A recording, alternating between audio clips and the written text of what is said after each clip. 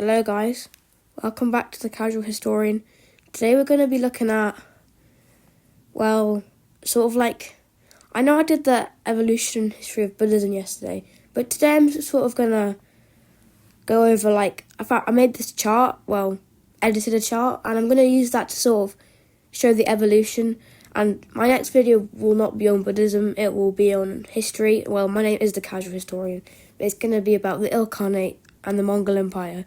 But anyway, this is a bit of a different video, because as you can see, I'm on PowerPoint. This has been made a bit different, kind of. And yeah, let's just get right into that chart. So, yeah, you can see here around, this is just evolution of the evolution of Buddhism. It's a chart, yeah. But you can see, so my school, Jonang, is just, it's supposed to be here. It's kind of around here, but of course it's not shown. I don't understand why lots of the schools aren't shown, but randomly Zen, Pure Land and Chan are being shown around here. I don't know. And same for Bifasana and Thai forest tradition over here. But, oh my god. Okay, yeah, let's just ignore that. Anyway, so we got Kashmir.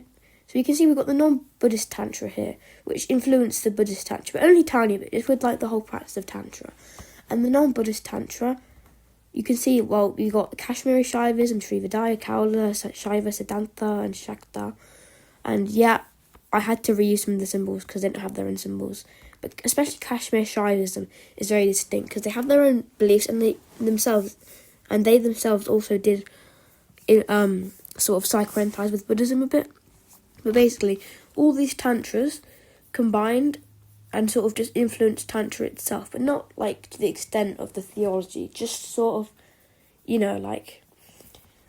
the idea of tantra, esoteric practices. But they did directly influence, especially Kashmir Shaivism, on Bon or Bön. I call it Bön, you can call it Bon, I don't know how to say it, I'm not Tibetan, which is here, and their symbol is the Yodrum, which is the left-facing swastika. Basically, so Bön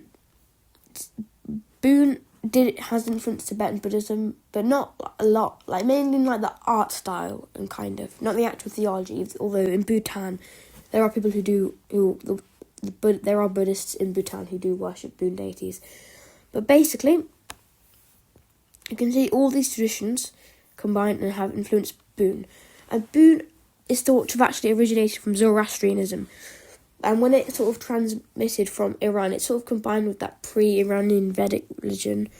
And actually, most of the Zoroastrian elements kind of got stripped down in a way, if you know what I mean. This is just a theory, but it's one of the most widely accepted theories. But they combined, and they created Bön, basically.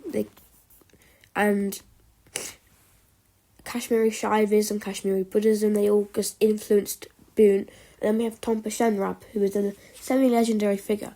And I think he probably was real. And then he was born into this mixture of animistic, indigenous, Zoroastrian, tiny bit Zoroastrian, Kashmiri, Shaivas, Buddhist, Hindu area. And just mixed it together in the area of Zangzhou in Tibet now. And he basically turned this deep mixture of traditions into the proper formatted Bön that we all know of. And Bön, like I said, has influenced Tibetan Buddhism, but only in Bhutan has the theology actually kind of gone into it, if you know what I mean. So, and we can see, of course, Tibetan Buddhism has the different sects, Gelug, Kagyu, Sakya, and yes, yesterday I did forget one of the sects when I was naming them. It was Sakya. I forgot, and I knew I forgot. And then with oh my god, we're breaking the PowerPoint today. That's what you get with a low budget. Anyway, it's so annoying. Anyway, so we got the Mahayanas, and they kind of split off as a combination of two of the early schools. Don't quote me on this, but I think they were